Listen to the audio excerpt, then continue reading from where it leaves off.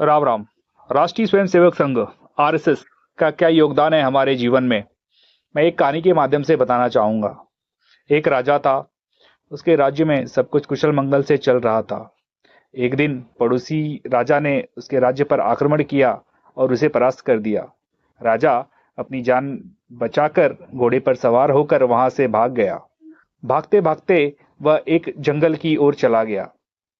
जंगल में जाते जाते उसे राजा को बहुत भूख और प्यास भी लग रही थी, लेकिन वहां आसपास कोई दिखाई नहीं दे रहा था। जैसे ही वह और अंदर गया, वहां पे उसे एक कुटिया दिखाई दी। वहां पे कुछ ऋषि मुनि अपना ध्यान में लगे हुए थे। कुछ ऋषि मुनि आश्रम की साफ सफाई कर रहे थे। तो राजा वो आश्रम में जाता है और ऋषि से कहता है कि महाराज, मुझे प्यास लगी है, मुझे मेरे लिए जल की व्यवस्था कीजिए। तो ऋषि कहते हैं, आश्रम के पास में ही एक पीपल का पेड़ है, वहां पे जाओ, वहां पे आप जो भी मांगोगे आपको मिल जाएगा। राजा को क्रोध आता है। वह प्यास से तड़प रहा था और ऋषि उन्हें पानी पिलाने की बजाय कहते हैं कि जाओ पीपल से मांग लो। लेकिन राजा कर भी क्या कर सकते थे। वह पीपल के पास में जाते हैं और कहते हैं, आंखें बंद करके मुझे प्यास लगी है, मेरे लिए जल की व्यवस्था कीजिए।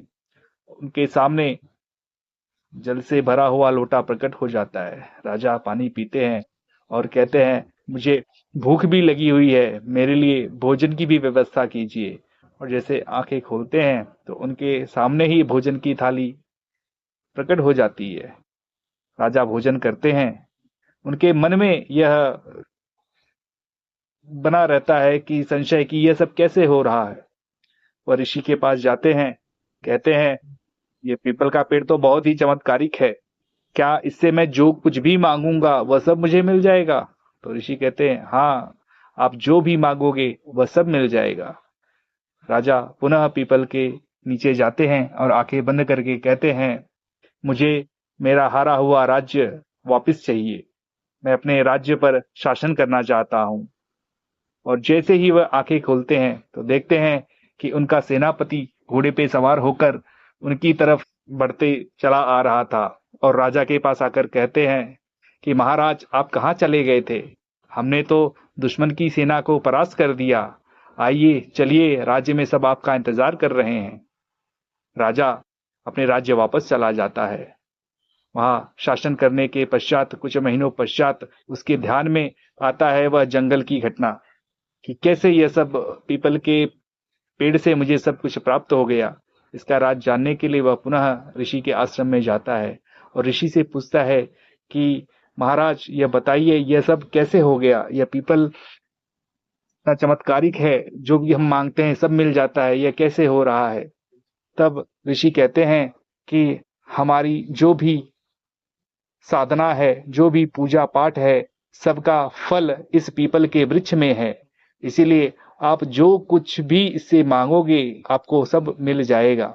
उसी प्रकार राष्ट्रीय स्वयंसेवक संघ के लाखों स्वयंसेवक, उनके प्रचारकों का त्याग, बलिदान और समर्पण लगा हुआ है। इसीलिए हमें देश में सब अच्छा अच्छा दिखाई देता है। अनेकों राज्यों में राष्ट्रवादी विचारों पर चलने वाली सरकार है और बहुत सारे ऐसे चीज हैं जो हम पहले सोचा करते थे, सब आज के समय में सब होते दिख रहा है। यह सब राष्ट्रीय स्वयंसेवक संघ के त्याग, बलिदान और समर्पण का ही नतीजा है। पहले हम खेल खेल में खेला करते थे कि कश्मीर किसका है, कश्मीर हमारा है। आज देखिए, उसी संघ की स्वयं शाखा से निकला हुआ एक स्वयंसेवक आज जब उस पद पर पहुंचा तो कश्मीर हमारा हो गया। ऐसे बहुत सारे उदाहरण हैं जिससे हम संघ के कार्यों को समझ सकते हैं। संघ का तो कार्य है व्यक्ति का निर्माण करना, और जब वह स्वयंसेवक किसी उच्च संवैधानिक पद पर पहुंचता है तो सारे कार्य सुगम रूप से हो जाते हैं। ऐसा हमने बहुत सारे उदाहरण देखे हुए हैं। धन्यवाद।